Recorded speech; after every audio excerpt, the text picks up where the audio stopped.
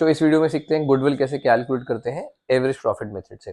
Formula होता है goodwill का average profit multiply by years of purchase. Average profit कैसे निकालते हैं? Total profits upon number of years.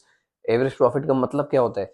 जो लगभग हर साल हमारी फर्म नॉर्मल सर्कमस्टांसेस में पैसे कमा लेती है। याद रखना नॉर्मल सर्कमस्टांसेस, अभी आऊंगा इस चीज पर।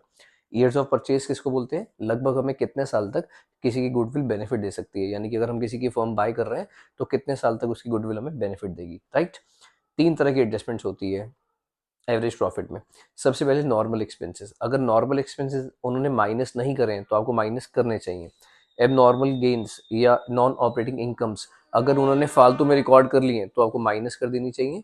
और एब नॉर्मल लॉसेज या फिर एब नॉर्मल एक्सपेंसेस को ऐड बैक कर लेते हैं। रीजन बीइंग वो एक्सपेंसेस नॉर्मल सर्कमस्टांसेस में होने वाले नहीं है, उसकी वजह से हमारा प्रॉफिट इस साल बहुत कम हो जाता है, इसलिए हम उसको कैंसिल करने के लिए ऐड बैक करते हैं, राइट।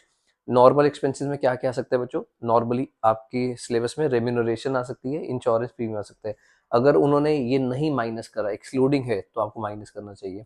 अगर इंक्लूडिंग एबनॉर्मल लॉस वो आपको बता रहे हैं, जैसे कि कोई भी प्रॉफिट है उसके अंदर एबनॉर्मल लॉस इंक्लूड है, तो आपको ऐड बैक कर लेना चाहिए। वो क्या क्या हो सकते हैं? Loss on sale of machine हो सकता है, लॉस बाय थेफ्ट हो सकता है, या फिर कोई भी loss on sale of asset हो सकता है, राइट। एबनॉर्मल इनकम्स यानी कि नॉन ऑपरेटिंग इनकम्स को आप माइनस करते हो, वो क्या क्या हो सकती है उसमें?